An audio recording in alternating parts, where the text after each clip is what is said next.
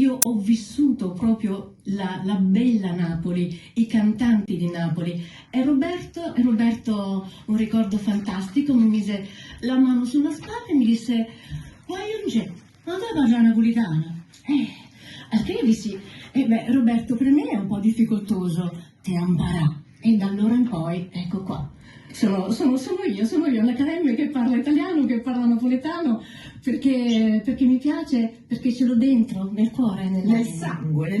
Siete tutti tutti napoletani. Sì. Tutti. Ragazzi, cosa dirvi? Questa canzone nasce da un progetto molto importante perché avevamo bisogno di far capire che Napoli non può più aspettare, tradotto, Napoli non può più aspettare.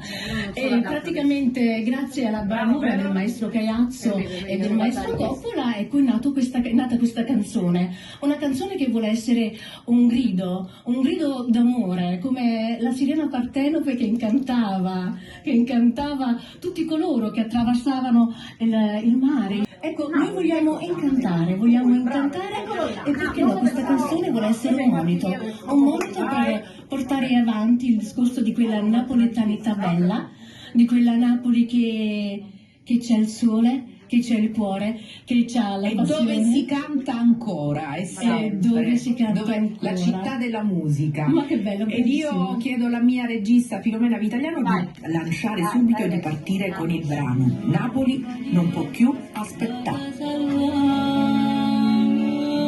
Come si chiama la signora?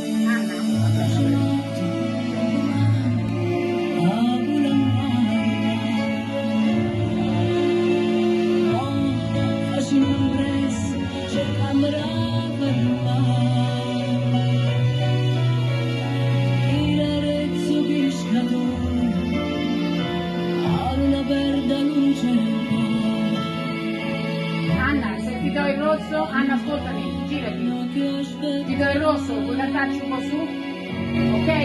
Ti do il rosso.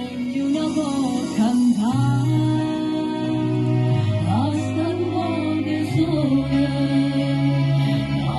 non può più aspettare, ognuno può crescere, ognuno può suonare, ma Santa Cristo umana, non aspetta di mare, la gente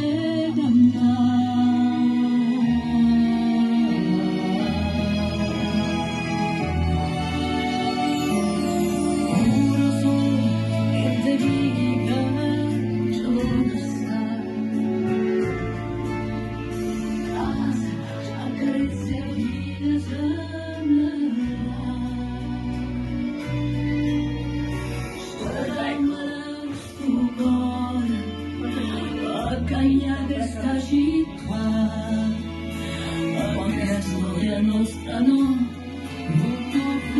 alla fine andiamo con lo spot.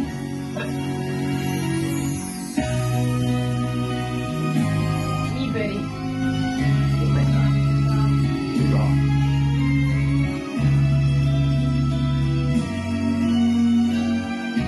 Antonia, dove è un minuto?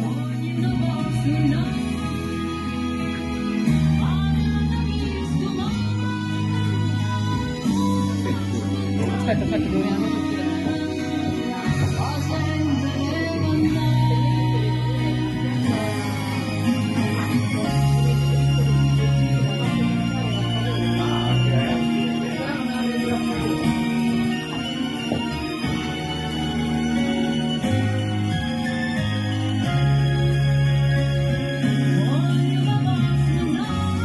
ti chiedo di rientrare perché deve fare l'inquadratura. Mettiti lì, Antonio. Di pochi secondi. Vai, rosso.